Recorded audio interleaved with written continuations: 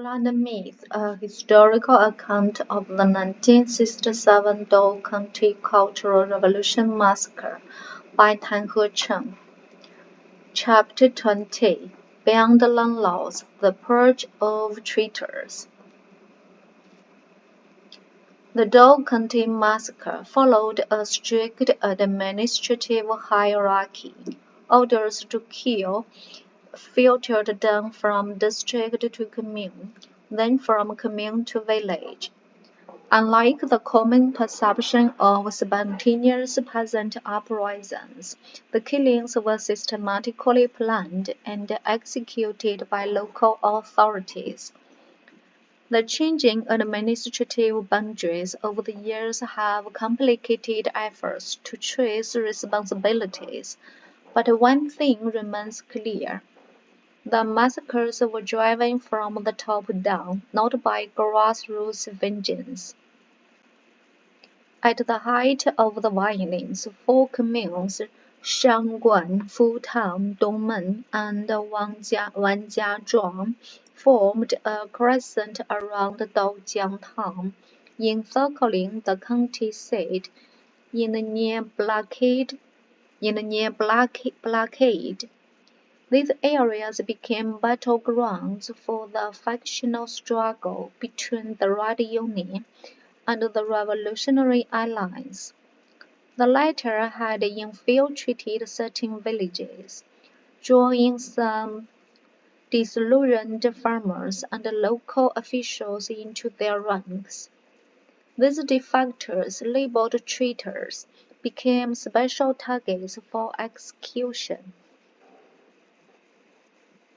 Dole County's revolutionaries considered ideological betrayal an even graver offense than class background. The Eastern cultural tradition of zero tolerance for traitors ensured that these individuals would receive no mercy. One such case was He Shanliang, a 26-year-old peasant in Yuyi village, Dongmen Commune. A former model worker and a Maoist study leader, he might have been expected to lead purges rather than fall victim to them. However, he made the fatal mistake of joining the Revolutionary Alliance. At a public trial, He was condemned on two charges. First, collaborating with counter-revolutionaries, and second, stealing 2 cabbages from the collective farm during the 1960 famine. The second charge may seem trivial, but in the eyes of radicalized villagers, any act of self-preservation during the Great Famine was tantamount to sabotage. The collective memory of those starvation years, when over 30,000 people perished in Dole County alone, made food theft an unpardonable crime.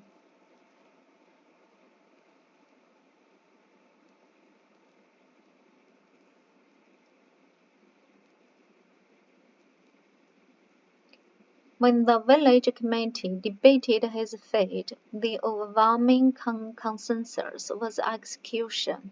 Similar purges unfolded across Shangguan district.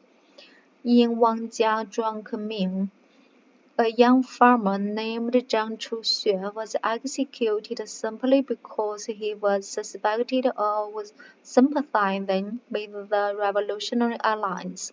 The case of He Ziyuan, a primary school principal in Wanjiazhuang's Hongqi village, illustrated the deadly absurdity of these purges. A Communist Party member, he was accused of being a traitor for allegedly supporting Revolutionary Alliance ideas. His execution was postponed twice because he successfully invoked Maoist slogans to argue that only the party had the authority to judge him. The first times, his captors hesitated, deciding to imprison him instead, but After his wife and children were executed, they feared he would seek revenge. By the third attempt, despite his eloquence, he was finally put to death. The systematic purge of perceived traitors extended across the district. By the time the killing ended, Shangguan district had executed 415 people, including 46 forced suicides. The breakdown was as follows: Shangguan Commune 173 killed, 9 suicides; Dongmen Commune 78 killed, 7 suicides; Futan Commune 24 killed, 2 suicides.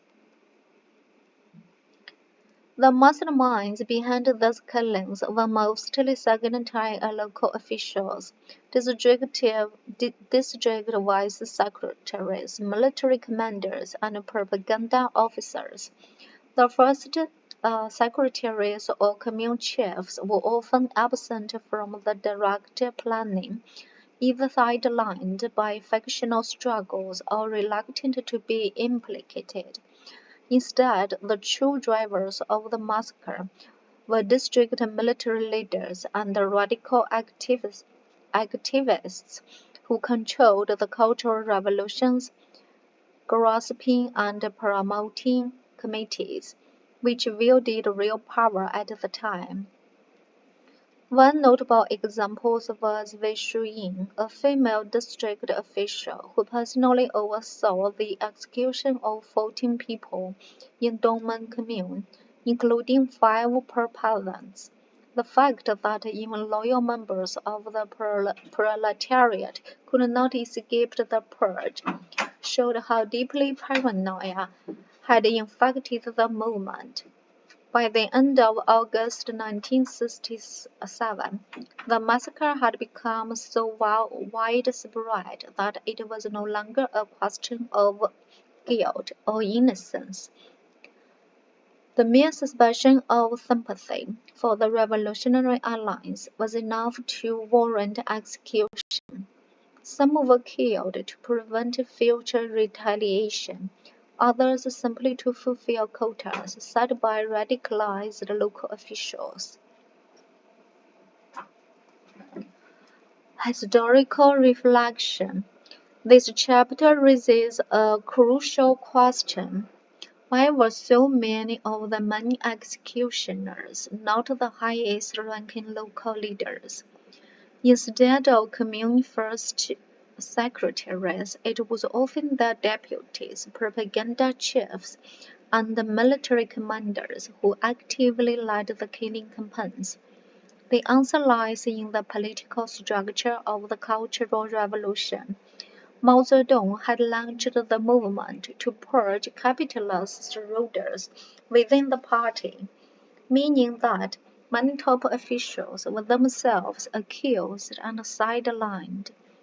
Their deputies, often younger, more radical figures, stepped in to fill the vacuum, eager to prove their revolutionary zeal. These were the officials who orchestrated the massacres, as they had both the ideological commitment and the unchecked authority to carry them out. At the county level, the People's Armed Forces Department, effectively the military branch of the local government, played a decisive role in implementing the purges. Their directives legitimized the killings, ensuring that violence was not seen as a mere mob justice, but as an official counter-revolutionary suspicion. In conclusion, Dou County's mass executions were not random acts of village vigilantism. They were the results of a highly coordinated political campaign, carefully planned and executed by lower-tier officials operating within a fractured power structure. The real tragedy of the massacre was not just the number of people killed, but the chilling efficiency, with which ordinary bureaucrats became executioners.